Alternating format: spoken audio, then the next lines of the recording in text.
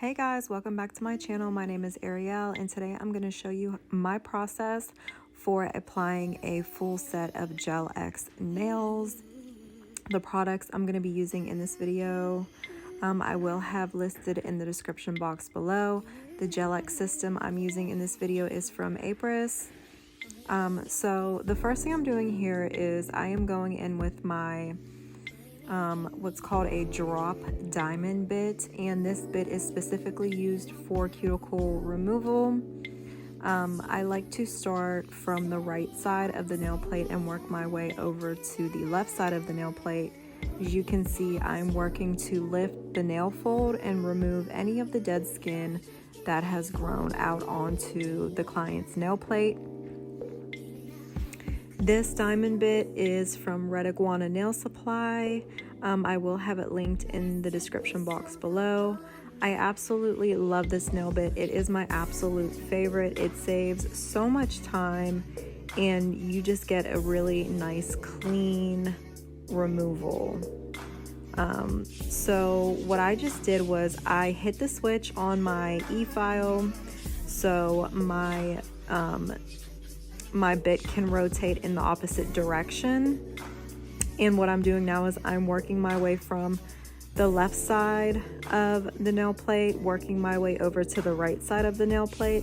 And this just ensures for a really nice, clean removal, so we don't leave any dead skin left behind. Preparation is key. We don't want any lifting, so it's really important to get all of the dead skin that has grown out off of the nail plate.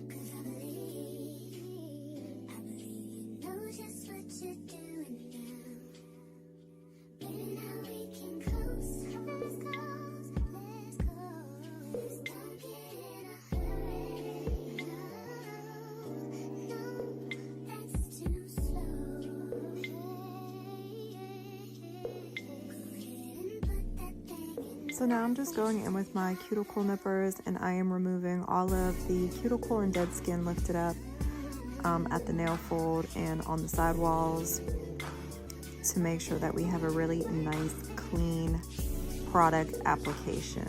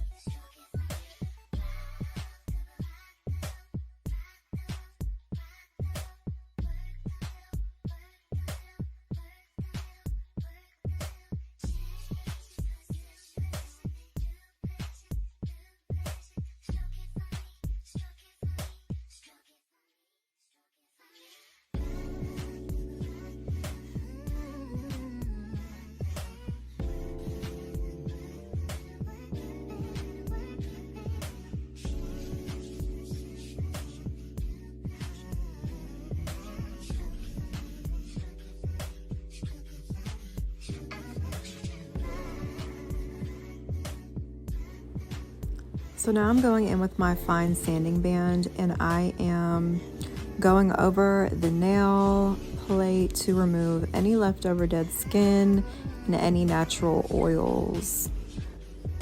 I typically don't exceed 3,000 RPM whenever I'm using my e-file, especially whenever I'm working with the client's natural nails.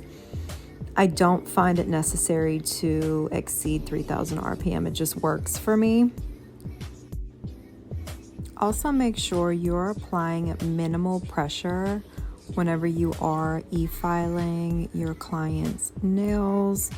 You don't want to jeopardize the integrity of the client's natural nail plate. So be very light-handed here at this point.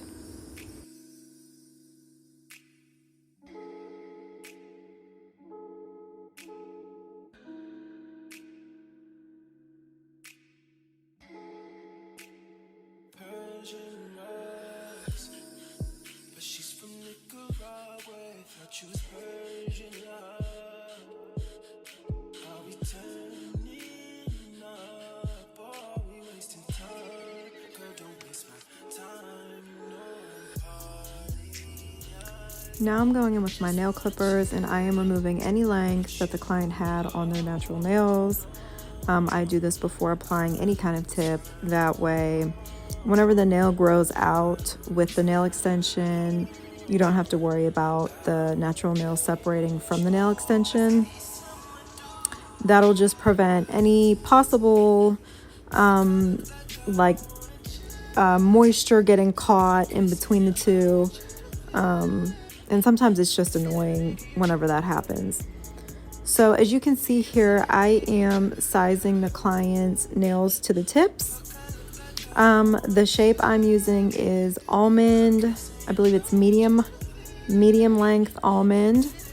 And I had purchased a half-size box from Apres for their half sizes. I wanted to try their half sizes. I have a lot of their original lengths and shapes in their tips, and I wanted to try their half sizes because I do get a lot of clients that come in with nail beds that are in between sizes, and sometimes you have to go in with the hand file and customize it a little bit, where this offers a little bit more options.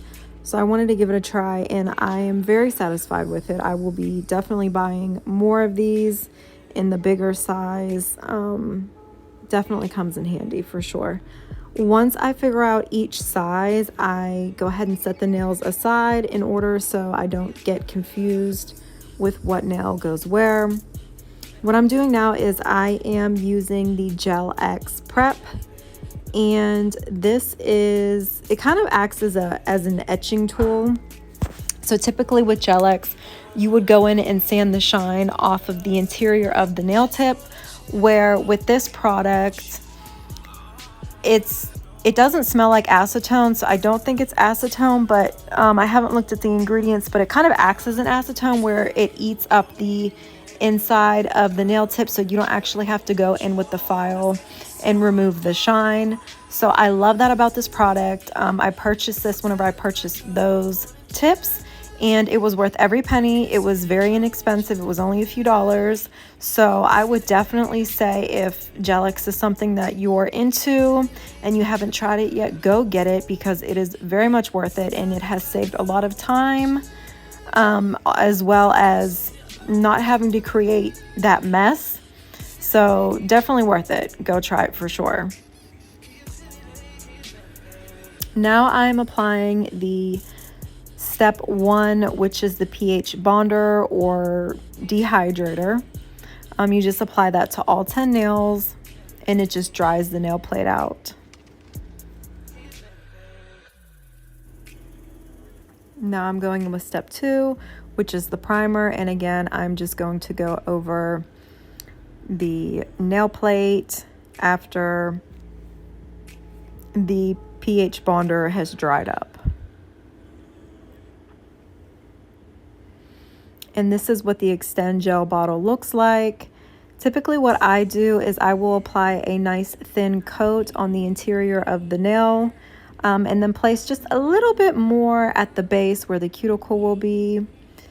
And whenever I'm placing the tip on the nail, I go in at the base of the nail and I apply an even amount of pressure as I am slowly pushing the nail tip down onto the client's nail plate, as you can see here.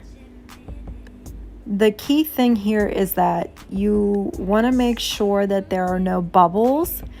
If you see any bubbles, don't cure it, just remove the tip. Typically, if there's bubbles, it's for one of two reasons. One reason being you're not applying an even amount of pressure as you're applying the nail. 2, you don't have enough Extend Gel on the tip. Or 3, sometimes clients can have nail beds that have ridges or humps or dents, and they might not be an ideal candidate for Gelx tips, but there is ways around that, and I may make a video later on touching on that. That, and you definitely want to make sure whenever you're applying the nail tip, and even whenever you're sizing it, you are checking to make sure that the nail tip covers each side, both side walls. You want to make sure that the tip is completely covering the client's nail plate. My client did want shorter nails, so I'm going in with my nail clippers and I am just taking down some of the length. That's what I'm doing here. She did want to keep the kind of almond shape, so that's why we're keeping it at a point.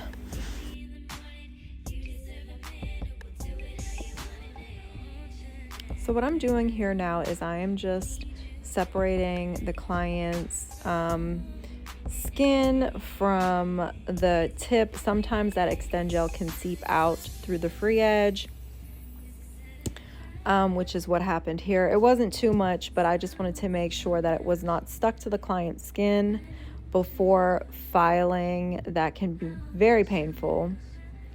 What you did see me doing was seasoning my file. I use new files. I use one-time use files. So with every file, I do season the edges, all 4 edges of the file. This will eliminate the possibility of accidentally cutting your client and even cutting yourself. So make sure that that is something that you are doing whenever using a new file, especially for your client. No one wants to get cut. Those little thin linear cuts hurt pretty bad. So make sure that you're doing that. I'm just doing a rough draft of the shape and length that she wants. I go back once I'm done sealing the cuticle and actually refine the shape to the final outcome. But at this point, I'm just doing a rough draft. I will ask my client if she's satisfied with the length and shape. And she said yeah, so now I proceeded on to the rest of the nails, and we'll move on from there.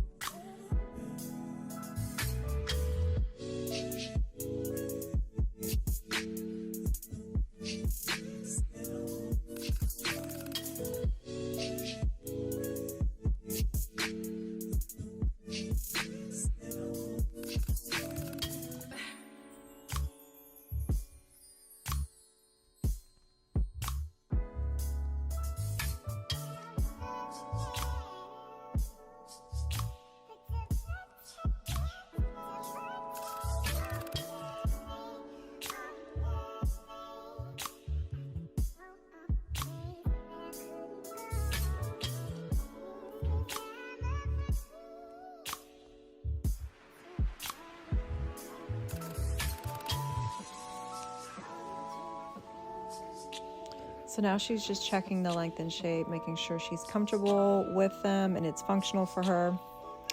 Now what I'm doing is I am going in with my fine carbide bit and I am going to seal the cuticle. Again, I work from the right side to the left side. And sealing the cuticle is something that we do to eliminate any potential lifting. In most cases you won't have any flooding, but sometimes if you're someone who's new, or whether it's acrylic or Gelx or hard gel, sometimes flooding does happen, and sealing the cuticle is a way to remove any of that overflow, to eliminate the potential of the nail extension lifting.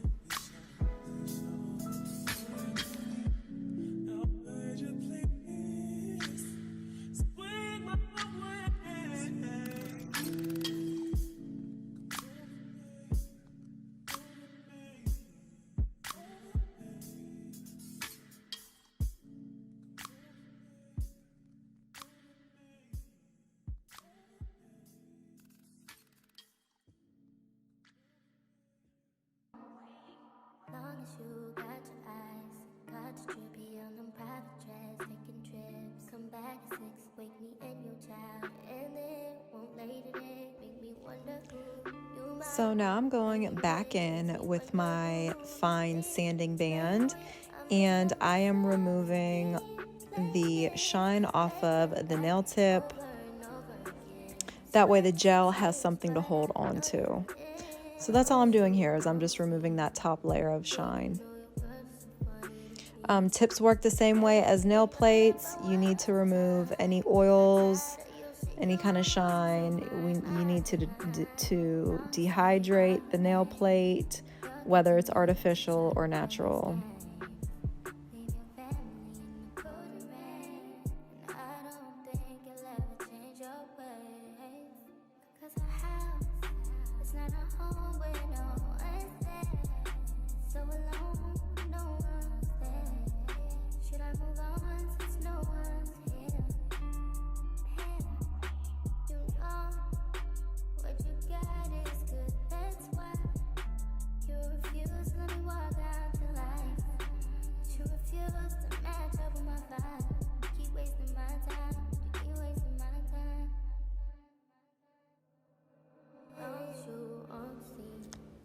Now I'm going under the client's nails with my corn-shaped bit. I am just going and checking each fingernail to make sure that there's none of that extend gel that seeped out from the free edge. There was a little bit on the thumb and the middle finger, I do believe, but we're just doing that just to clean out underneath the nail. Now I'm going back in with my 100-180 grit file. I did talk about these a little bit in my last tutorial. The brand is Flowery, and I get these from Amazon, and I absolutely love these files. I've been doing nails for years. These are the absolute best files I have come across. They do not dull down. They don't dull down. They last a really long time, as well as they are individually wrapped. So every time you have a new client, you lay that new file out, they know that they're getting a new file. Just make sure that you are seasoning the all four edges whenever you do that. But I'm just using the 100 grit side of the file for this part. But I will have my Amazon store listed in my description box below where these files can be found. You do get 100 in a pack. They're worth every cent. I'm going in and I'm seasoning my buffing block as well, because these are also single-use items that I get off of Amazon as well. And it's very easy to cut your clients with the buffing block as well. So make sure you're also seasoning your buffing blocks. And just hit the nail from every angle that you can possibly think of, and make sure you're getting under the nail too.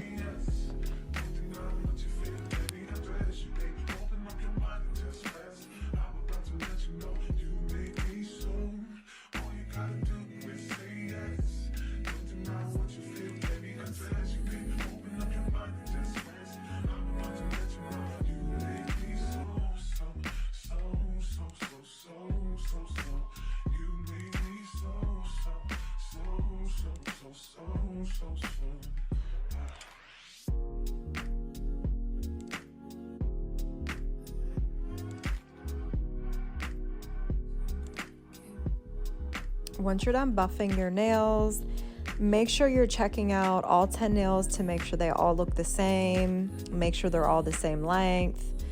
Let your client look at their nails one more time to make sure that they are satisfied with them, or if there's any tweaks that need to be made. Once they are satisfied with them, have your client go over to the sink, wash their hands with soap and a scrub brush. Tell them to scrub under their nails. And just wash their hands really good. That way, whenever they come back, there's no dust left behind in the cuticle. What I didn't get on camera was whenever the client comes back from washing their hands, I do use an alcohol wipe and go over the nail tip one time with the alcohol wipe, let it dry real quick, and then I'll proceed on to do my first coat of gel polish. This client wanted like a cute little like Christmas cookie or icing, I guess it would be more icing design on the nails. The inspo pic she showed me was a white tip, which I feel like would have obviously been more visible. But these are the colors that she wanted. She felt like the white would not hold up for her. It would get dirty fast. So she opted to get like a, what's that kind of cookie called? A gingerbread kind of color. I did have to mix a few colors together to make it a little bit darker. I feel like the lighting at my nail station was kind of throwing the color off a little bit because away from the light it looked more visible. It looked a little bit darker. So I know it's kind of hard to see what I'm doing here, but I'm just making like little drops, I guess, going down the nail, what looks like dripping icing. And then I'm just going in with my detail brush, my short stroke detail brush, to create like little sprinkles, what looks like little sprinkles. I will say that if you're doing nail art like this, where you have to create short curved lines, I would definitely opt for a short detail brush versus a long stroke detail brush. Long stroke detail brushes are great for like French tips, or if you have any designs that require any like long lines. But for something like this, where I'm having to create like sharp bends, definitely opt for a shorter detail brush. You'll have more control in the end.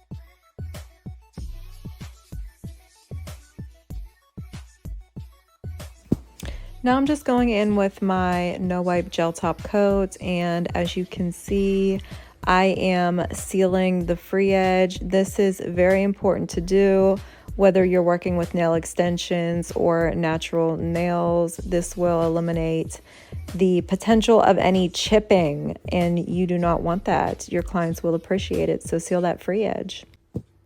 So this is the final outcome. Thank you guys so much for watching my video. I do appreciate it. Please like, comment, and subscribe. If you have any questions, please feel free to leave them below, and I'll see you in the next one.